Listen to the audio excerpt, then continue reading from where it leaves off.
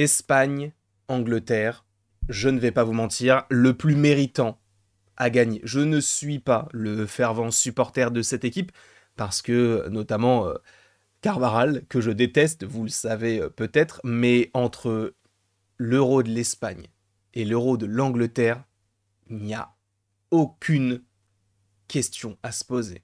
C'est l'Espagne qui mérite, mais 1000 fois.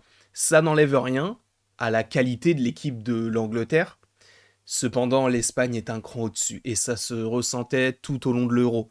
Je ne sais même pas s'ils ont perdu un seul match, là où l'Angleterre, je crois peut-être qu'ils ont été mis à mal par pas mal d'équipes. L'Espagne mérite, amplement.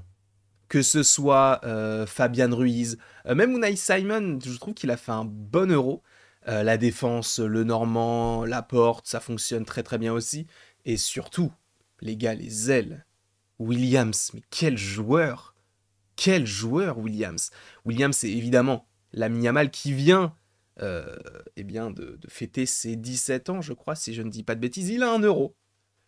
Et on ne dira pas, oui, mais il a 17 ans, il n'a pas joué, comme si Zaïre Emery avait gagné l'Euro avec la France, il n'a pas joué une minute. Lui, il est le meilleur passeur de l'Euro. Il a mis 4 passes décisives. Il a 17 ans. Et durant 90% du temps de l'Euro, il n'avait que 16 ans. Meilleur passeur de l'Euro. Les gars, moi, à 16 ans, je ne sais même pas ce que je faisais. Lui, il a joué l'Euro. Et il l'a gagné. Et il est meilleur passeur. Et sûrement le meilleur jeune du tournoi. Je ne sais pas s'ils vont l'élire meilleur joueur, tout court. Mais en tout cas, il sera au moins meilleur jeune s'il y a cette distinction. C'est totalement mérité. C'est totalement mérité parce que sur l'ensemble de la compétition, l'Angleterre, pour moi, n'a pas montré grand-chose. Euh, Aussi les adversaires qu'ils ont rencontrés, alors je ne veux pas minimiser la qualité de toutes les équipes euh, qui ont donc affronté l'Angleterre, mais il faut quand même rappeler le fait que l'Espagne, ils ont quand même éliminé l'Allemagne, la France et du coup l'Angleterre, là où l'Angleterre, ils ont affronté les Pays-Bas, très bonne équipe, mais voilà, c'est pas du calibre non plus de l'Allemagne. S'il y avait eu Pays-Bas-Allemagne, je pense que l'Allemagne l'aurait remporté. Bref, on voit que de toute manière, le parcours n'était pas forcément le même, et c'est logique, mais l'Espagne mérite amplement. En revanche, j'ai évidemment des choses à redire, notamment sur Alvaro Morata. Je ne comprends pas pourquoi déjà il est titulaire, parce qu'il ne sert strictement à rien du tout. Parce que je veux bien qu'on se dise, non mais il est puissant, il est costaud, il est grand, c'est un point d'appui de rien du tout. Il est pas bon. Je ne sais même pas s'il a mis un seul but à l'Euro, peut-être qu'il en a mis un. Mais frérot, Oyarzabal, il est rentré, et à chaque fois il a été remplaçant, il a mis quoi, deux ou trois buts. T'es plus efficace qu'un mec qui est titulaire sur tous les matchs, et en plus qui est capitaine. Je suis désolé, mais moi, Morata, je trouve que c'est un joueur surcoté. C'est, encore une fois, pour moi, c'est une sorte de Mario Mandzukic espagnol. Et Mario Mandzukic, pour le coup, lui, il était sous-coté, mais tu vois, dans la manière de jouer. Le côté de je prends de la place, je suis grand, je fais des différences à mon échelle. Mais lui, c'est un peu un Mandzukic raté.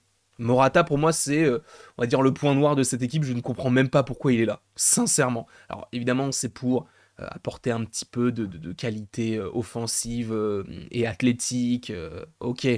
Mais dans sa globalité, il apporte pas grand-chose. Heureusement qu'il est entouré de Nico Williams et de Lamine Yamal, parce que sinon, bah, c'est très compliqué, hein, les matchs sans eux. Hein.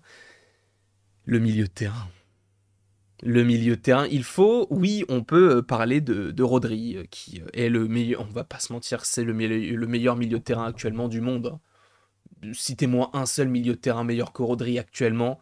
Je pense qu'il n'y en a pas beaucoup, hein, on va pas se mentir. En revanche, et je ne pensais jamais faire ce genre de choses, il faut revenir sur la prestation de Fabian Ruiz. Parce que Fabian Ruiz, alors il a fait du Fabian Ruiz. Je parle de ce match-là et aussi sur l'ensemble de l'Euro parce que je pense que ce match-là est en soi représentatif de sa compétition dans sa globalité. C'est-à-dire que des fois, il va te faire des choses vraiment, vraiment très, très belles en se démarquant, en faisant un peu le métronome, en se disant non, non, non, là on calme, on repasse par derrière, on essaie de jouer de manière latérale, etc. pour un peu calmer le jeu. Il avait ce rôle-là, où j'aurais peut-être un petit peu plus pensé que Rodri l'aurait, hein, même si, bon, Rodri l'a eu aussi, mais c'est vrai que Fabien Ruiz, il avait ce rôle-là, et en plus, il était un petit peu plus offensif que Rodri, qui était, du coup, évidemment, juste devant la défense. Donc moi, j'ai bien aimé le rôle de Fabien Ruiz, et c'est vrai que on peut se poser la question de, mais pourquoi est-ce qu'il ne fait pas ça avec le Paris Saint-Germain? Et c'est une vraie question qu'on peut se poser.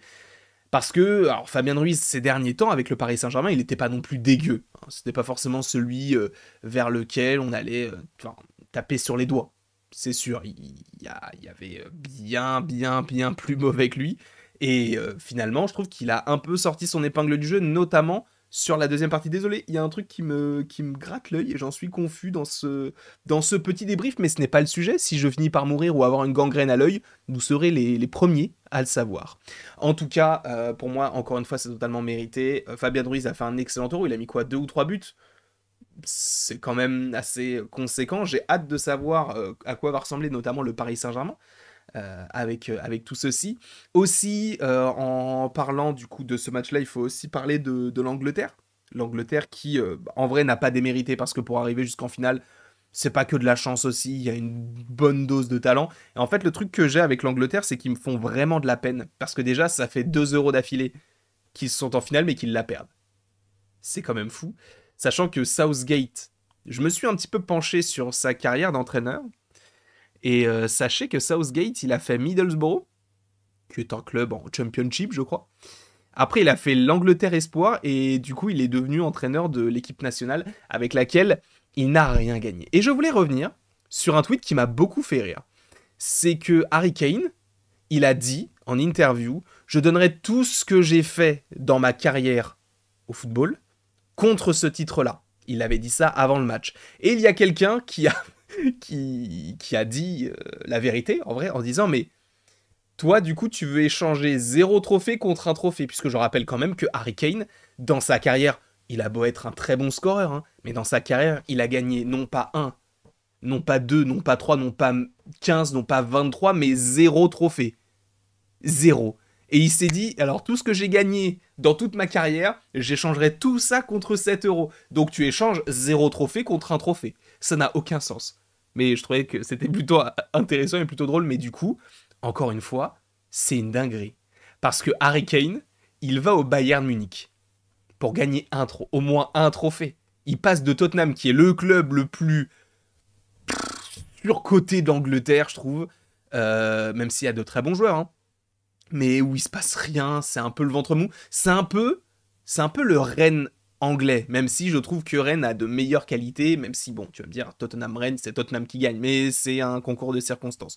Le fait est que il était à Tottenham, il passe au Bayern, le Bayern qui gagne tout quasiment, la Coupe d'Allemagne, le championnat, des fois la Ligue des Champions, ils ont gagné 0 trophée. L'année où Kane arrive, Kane, il a fait l'Euro 2021, finale perdue. Il a fait l'Euro 2024, finale perdue. Et en plus, il était peut-être mis dans de bonnes conditions. Ça sifflait beaucoup l'Espagne, notamment Cucurella, ce que je trouve totalement débile d'ailleurs, puisque ils disent non mais il y avait main, frérot, c'est de sa faute. Si l'arbitre il a pas sifflé, arrête de siffler le joueur, ça n'a aucun sens. Mais bref. Et du coup, lui, il est en Allemagne, il joue au Bayern. Il devrait être un petit peu, tu vois, mis en avant en disant ouais, Kane, vas-y, on voit ce que tu fais au Bayern, fais-le en Angleterre. Et bah non. Et ça, c'est fou. Parce qu'il y a des joueurs comme ça qui sont forts individuellement. Mais quand tu vois ce qu'ils ont gagné, zéro. Dites-vous bien. Lamine Yamal, il a 17 ans. Il a un trophée de plus que Kane qui a joué pendant une trentaine d'années. Enfin, pas une trentaine d'années, mais il a 30 ans, le frérot. Il est plus sur une fin de carrière. Lamine Yamal, c'est le début, il vient d'avoir 17 ans. Il y a un jour. Il a un trophée de plus. Lamine Yamal a plus de trophées que Kane. Kane a quasiment 2 fois l'âge de Yamal. Et j'aimerais aussi revenir sur Jude Bellingham, et je vais terminer par rapport à ça. Et je félicite encore une fois l'Espagne d'avoir gagné 7 euros. Mais Jude Bellingham a fait un euro, on va dire correct moins. On va dire ça comme ça. S'il fallait lui donner une note, je donnerais 9-10, un truc comme ça. Très bien, il a mis un but qui leur a permis d'accéder eh bien, à la demi-finale, je crois, si je ne dis pas de bêtises. Voilà, au quart de finale, je ne sais plus. Bref, vous savez, cette retournée dernière minute, incroyable. Très très bien. Mais sur l'ensemble de l'Euro, et sur l'ensemble de la saison, parce que j'ai vu quand même pas mal de matchs du Real Madrid, en différé, il est surcoté de fou. Mais sincèrement, pour moi, Jude Bellingham est le joueur actuellement le plus surcoté. J'entends des... Ah, il y a un petit peu de Zidane. Il n'y a rien de Zidane. De ce que j'ai vu. Alors, à la limite, il porte du Adidas comme Zidane à l'époque, mais ça s'arrête là. Je dis pas que Bellingham, c'est pas un bon joueur. Bellingham, il est très fort. Mais de là à le comparer à Zidane, les gars. Calmos. Peut-être qu'un jour, il aura le niveau de Zidane. Mais le comparez pas maintenant à Zidane. Le frérot, il a 21 ans. Laissez-lui le temps. Laissez-lui le temps. Mais pour moi, actuellement, Bellingham, il est archi surcoté. Archi surcoté. Il fait pas de différence. Il ne fait pas de différence. C'est fou. Alors, certaines personnes vont dire, oui, il mérite le ballon d'or, il mérite le ballon d'or.